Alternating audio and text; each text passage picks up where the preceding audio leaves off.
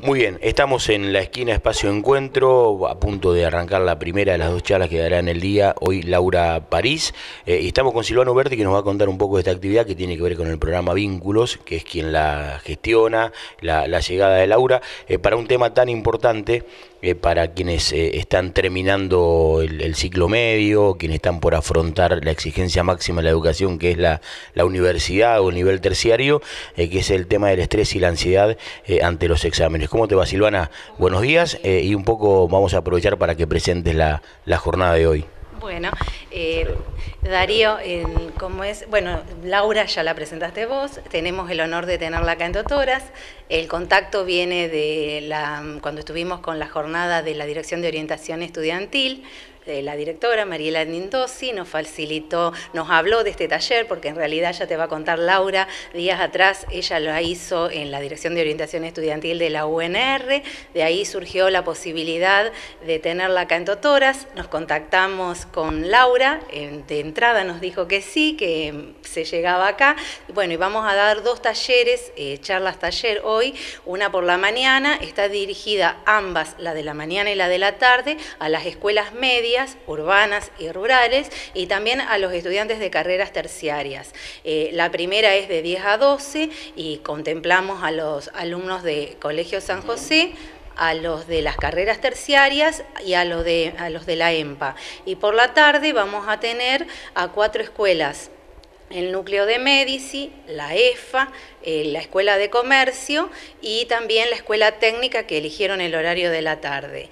Y después, bueno, vamos a gestionar, ya estuvimos hablando un poquito previamente con Laura, la idea es hacer otro taller un día sábado, vamos a determinar un horario y la fecha, y estaría abierto, por ejemplo, a los que hacen los cursos, los adultos mayores que hacen los cursos de la UNR, y también a los alumnos que hoy en día están cursando las carreras universitarias en la ciudad de Rosario, que como todos sabemos los días de semana no se encuentran acá en Totoras, y también para público en general.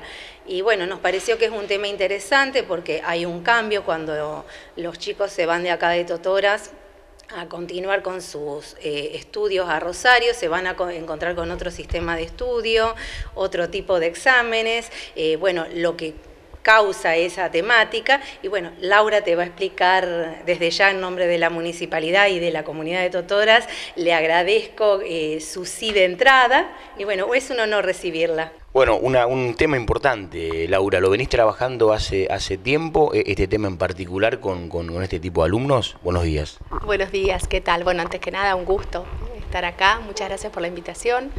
Yo vengo trabajando hace muchos años temas vinculados al estrés y a las formas de afrontar el estrés. Ajá. Hay lo que se llaman las estrategias de afrontamiento. Hay estrategias de afrontamiento que son más eficaces y que nos permiten disminuir los niveles de estrés o afrontar las situaciones de forma más operativas, más óptimas. Hay otras que son más ineficaces, que nos paralizan, que nos llevan a evitar o a dejar de lado las situaciones que nos generan ansiedad, pero entonces cada vez esas situaciones se hacen más complejas, nos generan más temor. Por eso yo en general trabajo aspectos más individuales, es decir, para afrontar la ansiedad de examen, que es una ansiedad lógica, todos ante una situación de evaluación vamos a sentirnos con ciertos niveles de ansiedad, pero para eso, bueno, hay un conjunto de estrategias que pasan, por un lado, por un estudio eficaz. Sentarse y leer o sentarse frente a un texto no necesariamente quiere decir que uno se haya apropiado de esa información. Esto tiene que ver con las formas de estudio, el estudio más eficaz, la planificación del tiempo. Pero después hay todo un grupo de formas de aproximarse a los eventos que tienen que ver con características de personalidad. Hay personas que son más autoexigentes, más perfeccionistas, otros que tienden a buscar medidas de alivio a corto plazo ante la tensión, entonces comen en exceso, bueno, cualquier cosa que nos lleve a escapar de la situación. Y en general, las situaciones que nos generan ansiedad o temor, hay que buscar la manera de afrontarlas de la manera más operativa. Eso es lo que hacemos en estos talleres. Bueno, claro, lo dijiste en un momento, lo más importante es estudiar, es captar esos conocimientos, y en esas técnicas también hay secretos para luego evitar ese estrés y esa ansiedad. Sí, en general, estar seguro de que se sabe. En los periodos de los exámenes y demás, uno empieza a abandonar todas las conductas que te permiten enfrentarte mejor a las situaciones que nos generan ansiedad. Si ya sabemos que vamos a ir a una situación donde nos vamos a sentir expuestos, evaluados, y que esto va a generar un nivel de ansiedad, generalmente lo que hacemos todos en nuestro paso por la facultad o los cursos, o cuando estamos ante esas situaciones, dejamos de dormir bien, dejamos de comer, nos queremos estudiar todo la noche anterior. Todas estas son situaciones que en general nos van a perjudicar. Además, los niveles de ansiedad, cuando son muy elevados por características de personalidad, nos hacen que se nos bloquee, digamos, perdemos la posibilidad de recuperar la información. Entonces, quizás lo que estudiamos de la mejor o peor manera, pero después nos resulta mucho más difícil buscarlo porque estamos sin dormir, con mucha ansiedad. Y un rol muy importante en esto son los pensamientos, que muchas veces son de autoexigencias, de catástrofe, de pensamientos. Hay lo que se llaman los monólogos ansiosos, que son como pensamientos que rumiamos, y si pasara esto, y si no sé qué, no, seguro esto me va a ir mal.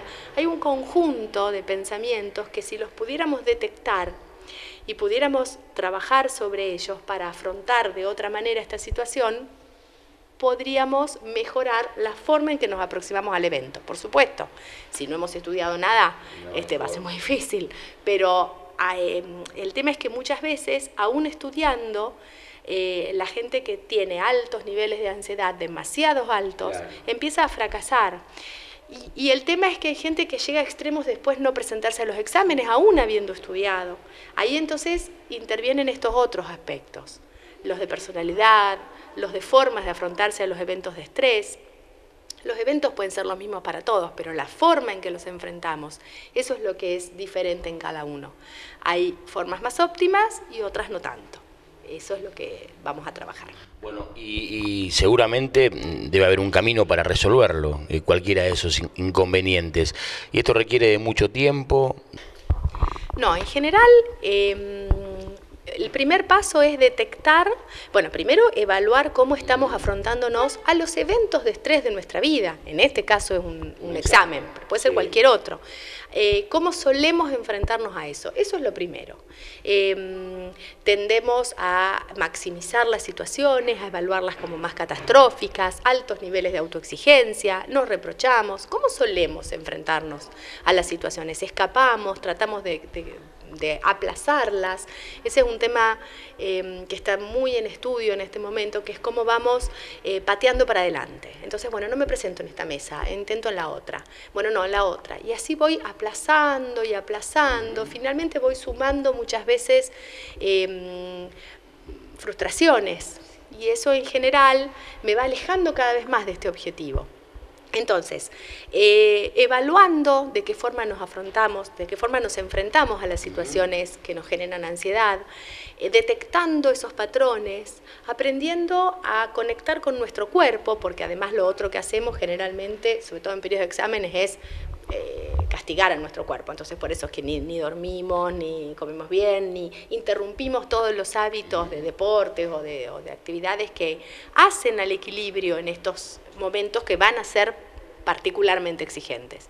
Si pudiéramos tomar conciencia de eso y hacer pequeños cambios para mantener una rutina, para organizar el estudio, para planificar bien los tiempos y para no volvernos locos con nuestros pensamientos acerca de los eventos, esas son técnicas muy sencillas que se aprenden muy fácilmente. De hecho, vamos a hacer algunos pequeños ejercicios.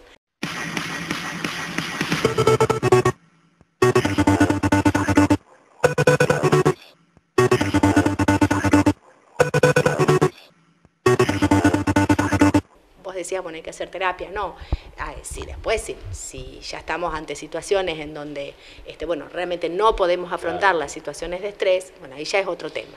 Pero en general, haciendo estos pequeños cambios que incluyen formas de respirar, de detectar qué pensamientos tenemos, de afrontar los pensamientos desde otro lugar, de evitar el sufrimiento que esto implica. Ahí es donde trabajamos. Esas son técnicas muy sencillas que se pueden aprender fácilmente, hoy vamos a hacer varias, y bueno, y en general esto facilita muchísimo. Laura, y que ese sufrimiento no se transforme, a ver, en dejar, por ejemplo, una carrera, un estudio. Sí, sí, por supuesto. Nosotros estamos viendo que, por ejemplo, en los últimos años, en algunas facultades, hemos hecho algún seguimiento, por ejemplo, en la Facultad de Psicología, que es donde yo doy clase concretamente, hay un desgranamiento muy grande. Empiezan muchísimos alumnos y egresan de esa misma cohorte un 20%, un 30%. ¿Y en eso es crees muchísimo. Que la exigencia... No, yo creo que también es... No, hay muchos factores que explican esto, ¿no? Esto no se explica por un único factor, pero estamos hablando de un porcentaje muy grande. Habría que hacer un estudio más profundo para ver en qué periodo, en qué momento, al principio de la carrera, esto no estoy hablando de términos muy generales, ¿no? Pero es cierto que hay mucha deserción y mucho desgranamiento. A veces son factores personales, cuestiones particulares, qué sé yo, familiares. Bueno, esos en algún caso, con ese tipo de factores es muy difícil a veces modificarlos, sobre todo si uno es de afuera, tiene que ir a estudiar a otra ciudad, los temas económicos, o sea, esos son otro tipo de factores. En lo que sí podemos hacer hincapié es en los personales, los individuales, los que tienen que ver con cómo cada uno afronta esas situaciones. En esto sí podemos trabajar. ¿Y habrá que hacer alguna lectura también en cómo se toman los exámenes, o crees que está bien este método, el actual método, y tiene que ver con lo anterior, o algo ha cambiado? Ese miedo que uno tiene a enfrentar a ese tribunal que lo va a evaluar. ¿Está bien el sistema actual de evaluación de exámenes en la Universidad Argentina? Lo que pasa es que cada carrera tiene su especificidad. Por ejemplo, las carreras más sociales, en este caso psicología, la mayoría de los exámenes suelen ser orales, a veces hay un tribunal compuesto por varias personas, a veces hay menos. Eso a las personas que les cuesta enfrentarse oralmente, que sienten que... Además de que lleva un tiempo alfabetizarse académicamente, aprender los términos específicos de la disciplina. Hay otras carreras que tienen otros sistemas de evaluación, más frecuente en esas carreras, exámenes escritos. Ahí muchas veces sucede que el alumno va a rendir y después no tiene una devolución de por qué rindió bien o rindió mal. En ese caso, hay alumnos que nunca saben por qué rindieron mal o ven la nota en un transparente y no tienen ninguna devolución. Hay muchas cosas que se pueden hacer. Hoy la Universidad Nacional de Rosario tiene sistemas de tutorías que permiten también a los alumnos que por ahí detectan más dificultades ellos, poder ayudarlos a afrontar esto. Los sistemas de evaluación son muy diversos en función de los distintos tipos de carreras. Ahí ya es más difícil generalizar porque, por ejemplo, como digo, psicología son exámenes más orales. A una persona que le cueste más desenvolverse oralmente, esos exámenes les van a resultar un poco más complicados, va a tener que entrenarse en esto. Las carreras más técnicas tienen por ahí exámenes más escritos. Bueno, hay carreras que tienen muchos exámenes más grupales. Eso depende mucho de la especificidad de la asignatura, de la disciplina, del estilo de la carrera. El hecho es que el alumno cuando llega a la situación tiene que poder desplegar sus recursos, sobre todo si ha estudiado, por supuesto. Claro, si no ha estudiado estamos hablando de otra cosa, pero si ha estudiado, muchas veces la ansiedad lo paraliza, lo inhibe, la ansiedad de examen genera muchos problemas de detección de memoria, de bloqueos, pierden la posibilidad de expresar vocabulario técnico, habiéndolo estudiado, ¿no? Entonces, eso es lo que podemos trabajar en este tipo de encuentros, digamos. Después los temas de evaluación de las universidades. Sí, y tratar desde la visión del alumno a ese nivel universitario terciario no dejar librado al azar, a las cuestiones del azar, el tema de estar capacitado o no.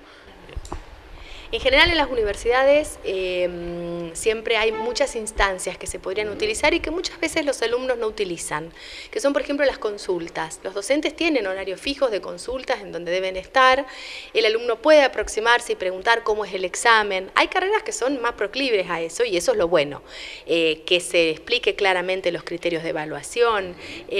Hay facultades o hay carreras donde el modelo de examen el alumno lo tiene de antemano y sabe los criterios de corrección, sabe qué se le va a pedir, cuáles son los indicadores. Eso es lo lógico desde el punto de vista didáctico. Y eso debiera ser. A veces es en algunos lugares más, en otros menos, hay carreras que es más fácil, otras...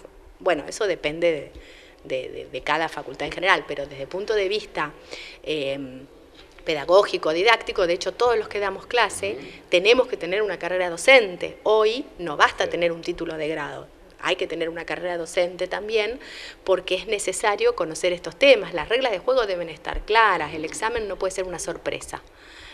Vaya uno a saber cómo es el examen. Esto no puede ser. Ahora, desde el punto de vista del alumno, el alumno también tiene recursos o instancias que muchas veces no utiliza, como esto de las consultas, preguntar cómo es el examen, preguntar los criterios de evaluación, tiene que conocerlos para poder prepararse para eso. Quizás una pregunta que va más orientada a tu experiencia, a tu percepción. ¿Cómo se sale hoy de la escuela secundaria? Que hay otro gran debate en torno a eso.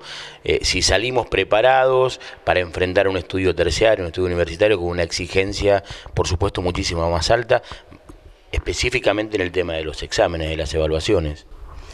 Mira, yo doy clase en general en los últimos años de las carreras, así que ya no estoy tanto en contacto con los alumnos de los primeros años. Sí es cierto que es necesario un proceso de alfabetización académica, que este es un concepto que ya se viene trabajando hace muchos años y es necesario que el alumno, porque por más que salga mejor o peor preparado en términos de formas de estudio, hábitos, recursos, un alumno, porque yo particularmente egresé en un colegio que era perito mercantil y entro en psicología. La verdad que la primera materia para colmo que vi es filosofía y realmente estaba requete perdida. Por más que yo en la secundaria siempre fui muy estudiosa, qué sé yo, pero nunca había estudiado filosofía. Entonces la verdad que fue complicado para mí porque venía de otro tipo de formación. Eso es muy particular. El tema es que hay un proceso de adaptación a la vida universitaria que implica mucho, además de las posibilidades. Bueno, siempre es importante, por supuesto, ¿no?, una familia que apoye, o sea, estamos hablando de un conjunto de factores. Ahora, una vez el ingreso, sí es importante aprender a no frustrarse, ¿no? Uno entra si va a una universidad pública, hay muchos alumnos, estamos hablando de ingresos muy grandes, entonces el alumno tiene que aprender que ya no viene de un colegio chiquito donde probablemente se lo conocía, sino entra en un mundo muy diferente. Y para eso hay instancias, que también hay que saber aprovecharlas, los cursillos, las tutorías, los sistemas que se utilizan para la adaptación a la vida universitaria. Las universidades, muchas universidades privadas, por ejemplo, tienen programas de adaptación a la vida universitaria. O sea, recursos hay que saber usarlos también y hay que conocer de esto y también tener desde el punto de vista personal la posibilidad de, ante las situaciones de ansiedad o de estrés que implica un cambio, cualquier cambio en la vida, poder posicionarse desde un lugar de más tranquilidad y saber que, bueno, ante una frustración uno puede intentar seguir avanzando. Pero esto tiene que ver con recursos personales también.